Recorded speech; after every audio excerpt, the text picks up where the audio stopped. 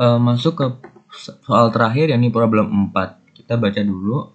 You have the information regarding other BG and apple stock as stated below. Jadi ada economic condition-nya dengan probability dari masing-masing kondisi untuk krisis 0,25, normal 0,45, dan boom 0,3. Lalu diberikan pula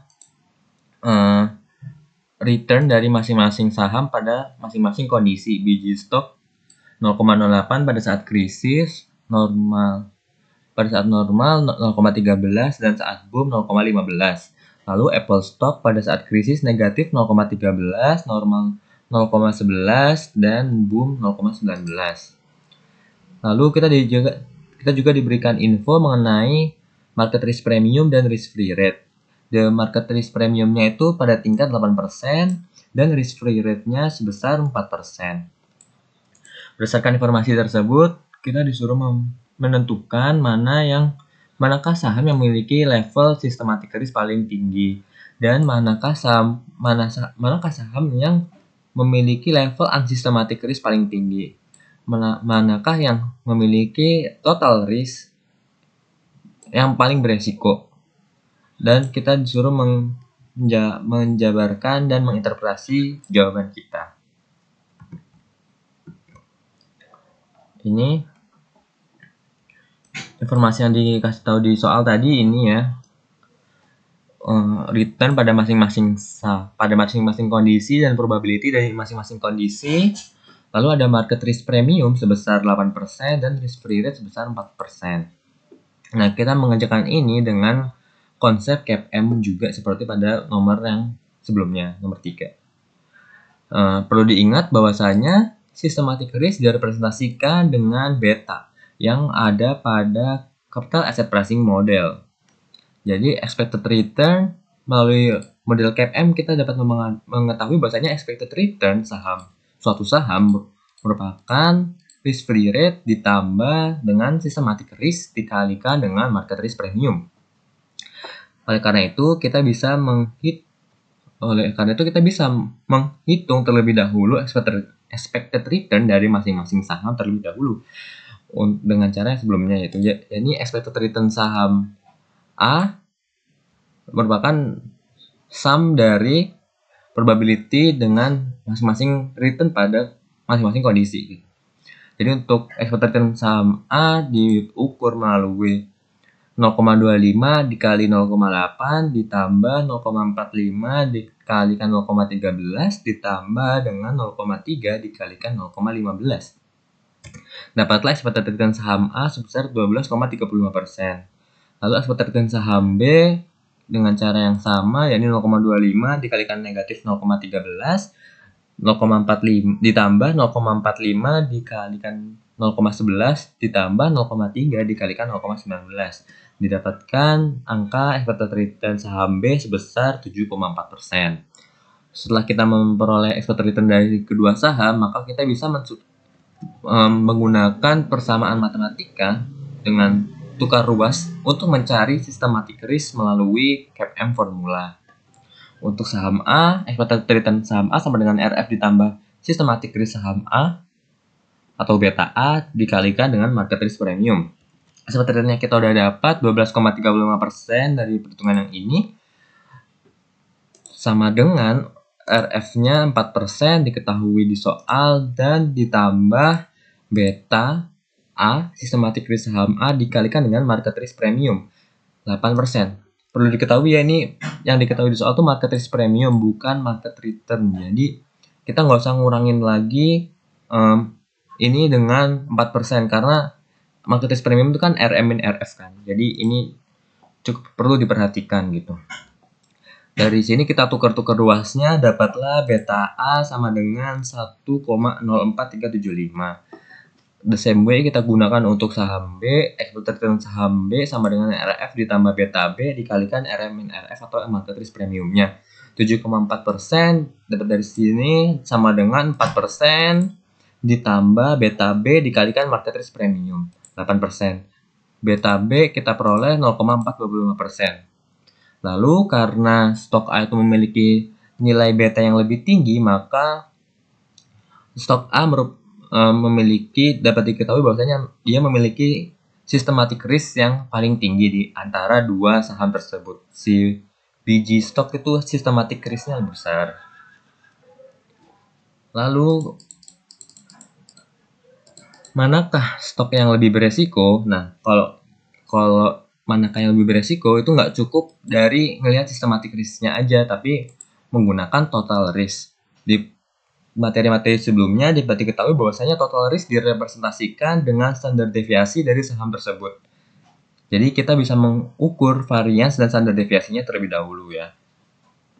Perukurannya sama dengan metode-metode soal-soal sebelumnya dengan cara mengkalikan probability-nya, probability krisis dikalikan dengan return saham krisis 0,08, saham saat krisis 0,08 dikurangi expected return saham A, yakni 12,35% dikuadratkan ditambah probability saham saat normal dikalikan dalam kurung actual return pada normal saham A 0,13 dikurangi dengan expected return saham biji pada saat normal expected return saham biji aja dipangkatkan 2 ditambah probability saham saat boom, probability kondisi boom dikalikan dengan actual return pada saat boom dikurangi dengan expected return saham biji dikuadratkan dijumlahkan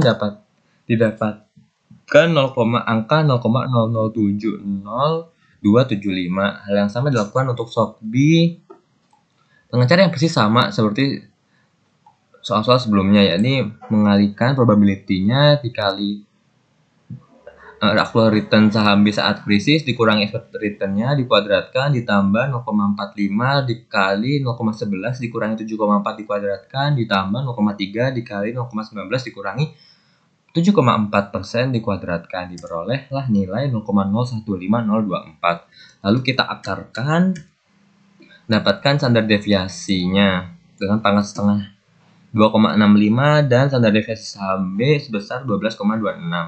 Dari sini dapat diketahui bahwasanya nilai saham B itu memiliki total standar deviasi yang lebih tinggi dibandingkan saham A. Oleh karena itu dapat diketahui bahwasanya saham B itu merupakan saham yang paling beresiko. Saham Apple lebih beresiko dibandingkan saham biji.